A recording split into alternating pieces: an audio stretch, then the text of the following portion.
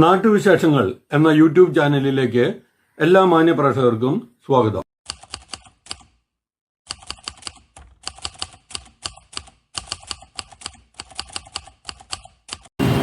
ഇതാണ് സാറേ ഈ റോഡിൻ്റെ അവസ്ഥ. കൊറോണ സമയത്ത് ഇങ്ങനെ ആക്കി വിട്ടിട്ട് പോയത്. എത്ര ആൾക്കാർ പാർക്കിങ്ങിന് സൗകര്യം, നമ്മുടെ ഹോട്ടലിലേക്ക് കയറി വരുന്ന ബൈക്കുകളെല്ലാം താഴെ എത്ര പ്രാവശ്യം വീണു. വളരെ മോശമായ അവസ്ഥയിലാണ് ഈ റോഡ് പോയിക്കൊണ്ടിരിക്കുന്നത്. ഞങ്ങൾ തന്നെ വണ്ടി എടുത്ത് അങ്ങോട്ടും ഇങ്ങോട്ടൊക്കെ ഇറങ്ങുന്ന സമയത്ത് ഒരുപാട് പിള്ളേർ വീണിട്ടുണ്ട്, ഒരുപാട് പ്രാവശ്യം വീഴാൻ പോയിട്ടുണ്ട്. വളരെ മോശമായ അവസ്ഥയിൽ വെള്ളം കുത്തിയൊലിച്ച് ഇങ്ങനെ ഇറങ്ങി വരും. ഒരു ഇതുമില്ലാത്ത രീതിയിലാണ് റോഡ്. ഈ വിനോദസഞ്ചാരികൾ വരുമ്പോഴും അവർക്ക് റോഡിനെ കുറിച്ച് അറിയാത്തതുകൊണ്ട് വളരെ വളരെ ബുദ്ധിമുട്ടിലാണ് അവർ പാർക്കിങ്. ഇങ്ങോട്ട് സ്ലാബിലേക്ക് കയറാൻ പോകുമ്പോൾ ഒരു ജീപ്പ് ഈ ഇടയ്ക്ക് നമ്മുടെ ഹെൽത്ത് ഇൻസ്പെക്ടർ തന്നെ കയറുന്ന സമയത്ത് ഈ ജീപ്പ് ഇങ്ങോട്ട് കയറ്റുന്ന സമയത്ത് താഴെ വീണ് പോയി. അങ്ങനെ ഒരുപാട് പ്രശ്നങ്ങൾ ഈ റോഡിലുണ്ട്.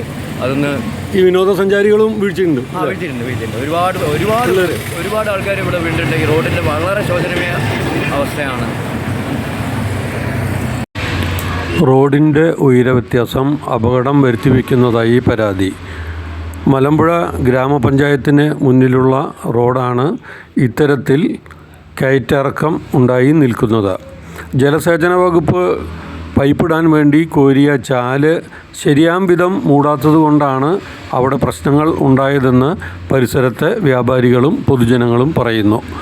ഒട്ടേറെ വിനോദസഞ്ചാരികൾ വരുന്ന വഴിയാണ് ഇത്.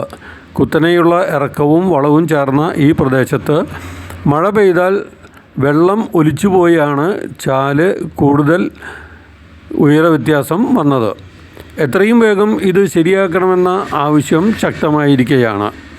വിനോദസഞ്ചാരികൾ, പ്രത്യേകിച്ചും രാത്രി പോകുന്ന വിനോദസഞ്ചാരികളാണ് വണ്ടി സൈഡാക്കുമ്പോൾ ഈ എഡ്ജിൽപ്പെട്ട് അപകടം സംഭവിക്കുന്നത്. കൂടുതലും ഇരുചക്രവാഹനങ്ങളിൽ പോകുന്നവരാണ് അപകടത്തിൽപ്പെടുന്നതെന്ന് പരിസരത്തെ വ്യാപാരികൾ പറഞ്ഞു. ഇത് ബന്ധപ്പെട്ട അധികൃതർ എത്രയും വേഗം ശരിയാക്കിയില്ലെങ്കിൽ അപകടങ്ങൾ സ്ഥിരം പതിവാകുമെന്നും പറയുന്നു. എന്തേ അധികൃതർ വർഷങ്ങളായുള്ള ഈ വ്യത്യാസം ശരിയാക്കത് എന്ന് വിനോദസഞ്ചാരികളും നാട്ടുകാരും ചോദിക്കുന്നു. എത്രയും വേഗം ശരിയാക്കേണ്ടതാണ്.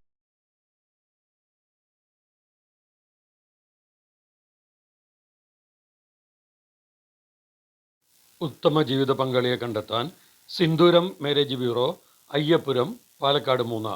സേവനത്തിൻ്റെ 27ാം വർഷം.